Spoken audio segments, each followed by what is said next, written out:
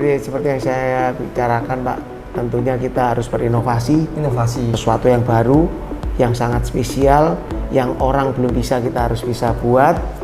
Terus kemudian efisiensi, mesin-mesin harus kita efisiensikan, pun juga tool-tool, alat-alat penunjang yang efisiensi juga, yang bisa bantu kita untuk menurunkan biaya, kos-kos. Halo semua, kembali lagi di program Bedah Bisnis Kreatif. Episode kali ini cukup spesial karena narasumber kita adalah salah satu customer terbesar untuk pabrik benang di wilayah Jawa Timur, yaitu Pak Dikin. Bisa diceritakan Pak Dikin seputar awal mulanya bisnis pabrik benang? Jadi salam kenal semuanya. Awalnya pabrik ini dari tahun 1948, tapi diawali dengan bukan langsung ke pabrik benang Pak, tapi diawali dengan ekspedisi dulu. Ekspedisi yaitu dari kakek saya, yang kong saya waktu itu 1948. Setelah itu baru kita terjun ke pabrik benang itu mulai tahun 73. Yaitu tahun 73. Ya, yang mengawali adalah papa saya sendiri dari Pak Puntono. Itu yang mengawali. Ya, mulai dari Jalan Karet dulu. Kita akhirnya tahun 76 itu di pabrik itu udah nggak cukup tempatnya, dan kemudian kita pindah ke pabrik sekarang ini. Jadi 92 kita beli, kemudian kita bangun 94 sampai sekarang kita berada di sini. Apa nih Pak tantangan terbesar dalam bisnis benang ini Pak? Saingan tentunya Pak ya. Saingan ya, kompetitor. Selain dari sekarang kan orang pabrik benang itu di Indonesia banyak sekali. Banyak sekali, jadi kompetitor semakin ketat. Setelah itu sekarang dengan juga berkembangnya dari Tiongkok ya Pak ya.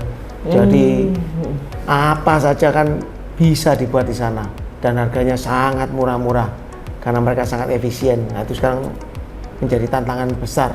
Cara buat menguatkan kita supaya pabrik benang HBT tetap solid gitu loh untuk berhadapan dengan kompetitor yang ada itu gimana nih Pak?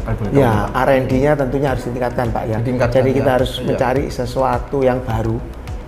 Jadi bukan yang mesh yang umum, tapi sesuatu benang yang baru, tipe yang baru, dan juga tentunya mesin harus efisiensi juga.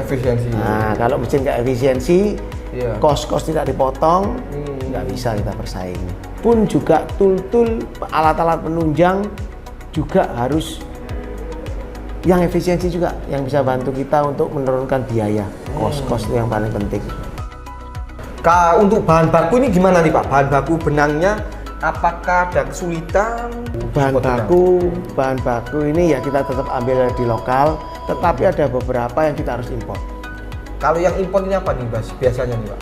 Benang-benang yang tidak diproduksi di Indonesia. Jadi produk apa saja nih Pak yang bisa ditawarkan nih Pak? Yang ada di APT ini adalah produk spesialis Pak, seperti benang-benang untuk industri terutama. Untuk industri. Jadi kita B2B Pak. B2B, bukan bisnis ya? Bukan bisnis to consumer, bukan B2C Pak ya. Jadi customer kita adalah perusahaan-perusahaan, pabrik sepatu, pabrik karung, pabrik pangan, pabrik semen, terus kemudian ada pabrik resleting, nah, pabrik makanan atau apapun yang itu. Spesifik itu yang kita masukin Pak. Jadi di sana. Terus juga sekarang juga kita akan ada lagi pengembangan ke konstruksi ya Pak ya. Kebetulan Pak Puntono saya itu kan senang sekali inovasi. Tentunya yang kalau orang bilang itu engineering. Teknik itu sangat senang sekali.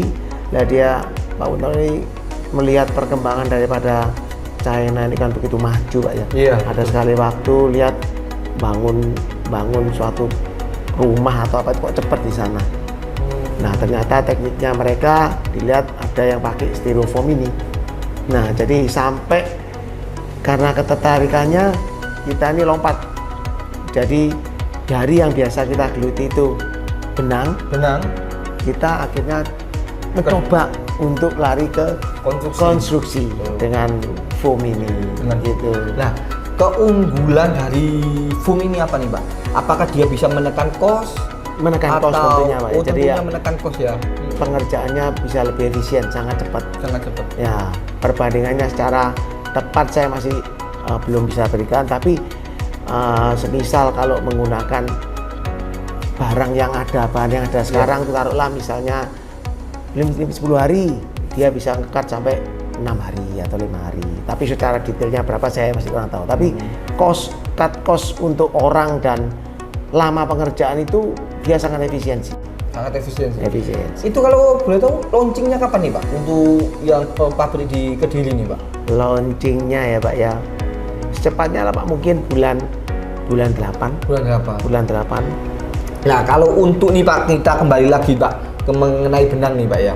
Nah kalau untuk order benang ini minimal berapa ton sih Pak? Kalau bisa order itu Pak? Kalau di bisnis to bisnis nih Pak? Kalau sebelum COVID ya kurang lebih 200 ton setiap bulan. Ya, setiap bulan ya? Nah, terus kemudian pasti kena COVID ada penurunan lah ya Pak ya.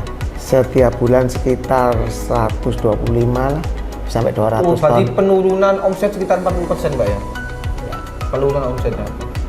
Nah, kalau boleh tahu nih Pak, yang apa namanya mengenai pembelian laser cutting kemarin nih, kalau boleh tahu nih, iya kan? Itu gimana nih Pak?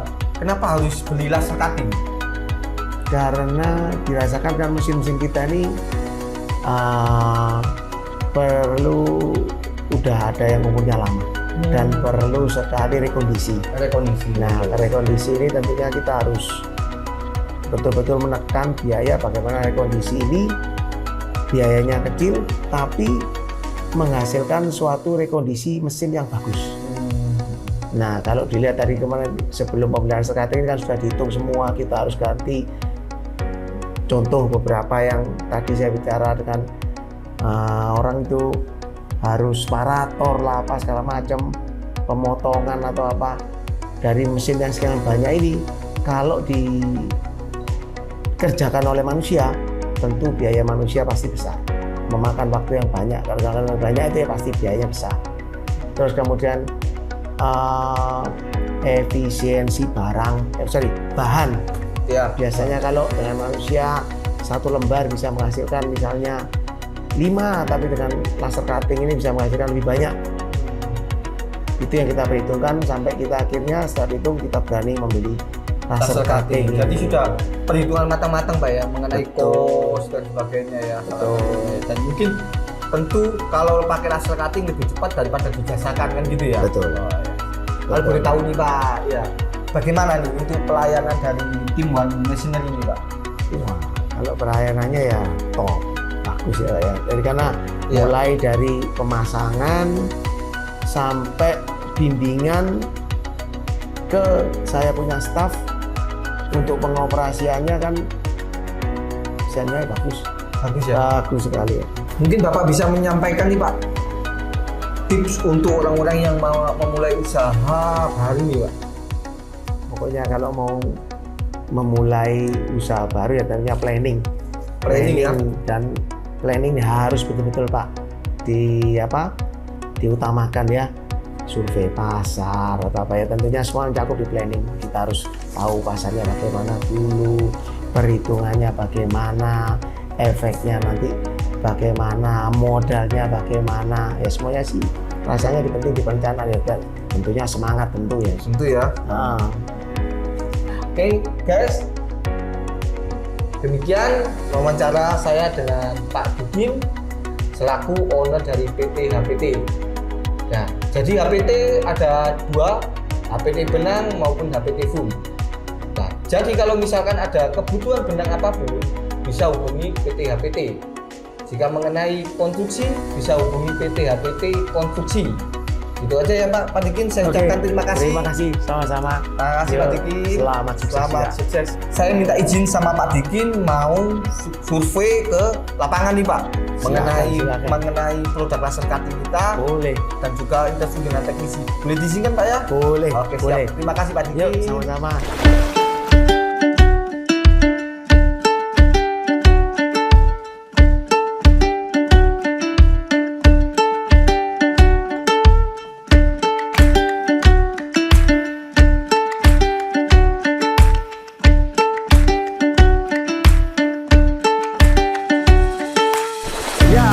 Kali ini kita bersama dengan Pak Halim selaku desain produk dan juga Pak Agus selaku teknisi. Nah, Kali ini ada beberapa pertanyaan nih Pak Halim. Sebelum melakukan pembelian laser cutting, dulu pakai mesin apa nih? Sebelumnya dari kami tidak ada untuk pembelian laser cutting, tidak ada pemikiran untuk pembelian. Ya. Kalau lama-kelamaan kami lihat ada kebutuhan untuk spare part di pabrik kami seperti itu. Gitu. Kalau boleh tahu nih spare part apa aja nih yang digunakan laser cutting?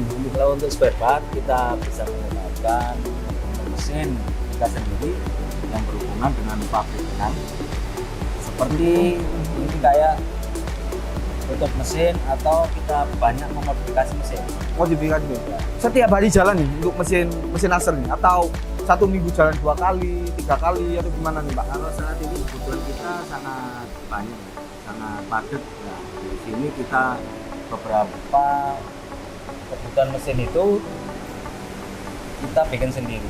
Bikin sendiri? Ya, bikin sendiri. Dulu sebelumnya ada laser cutting ini disubkan dari luar atau gimana nih? Kita banyak masukan di luar. Disubkan di luar. Nah, setelah kita ada rekomendasi untuk dari Bison, nah kita membutuhkan mesin laser ini. Kalau boleh tahu untuk disubkan di luar ini jadinya lebih cepat apa lebih lama? Otomatis kalau kita bikin sendiri, Ya, waktu kita lebih cepat. lebih cepat. Kita subkan di luar, kebanyakan ya Pak ya, waktunya itu agak lama. Jadi apa ya, sesuai yang kita inginkan waktu dan bentuk atau model nanti kita bisa desain sendiri dengan Pak Halim. Itu biasanya motong paling tebal berapa plat? Berapa mili nih Pak untuk potongan platnya Pak? Untuk platnya saat ini kita masih mencoba sampai 6 mili. 6 mili. 6 mili. Ya hasilnya bagus ya. Hasilnya bagus ya? Bagus, sangat memuaskan. Sangat memuaskan. Nah, kita coba, kita Siap. lihat ini itu yang kita mau kerjakan. Siap.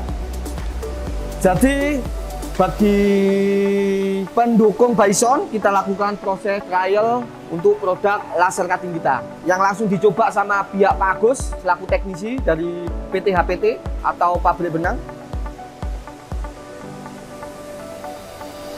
Dengan adanya mesin dari Bison ini memang hasilnya sangat cukup puas lah kita.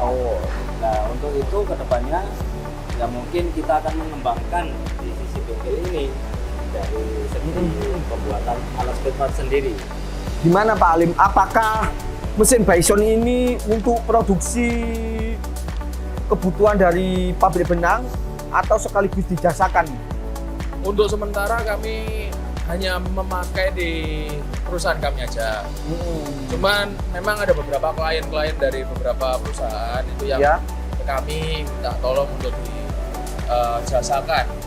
Oh gitu. Kedepannya ya tidak menutup kemungkinan kita akan ada istilahnya kayak usaha dalam bidang laser cutting juga. Bagaimana nih untuk pelayanan dari tim kami nih untuk Bison, dari tim Bison? Pelayanannya seperti apa?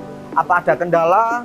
Dari mulai pemesanan mesin sampai mesin ini datang, Ya. selalu dikawal dan dijelaskan dengan baik dari tim Bison. Dari Bison juga kita dikasih grup untuk ada permasalahan atau apapun.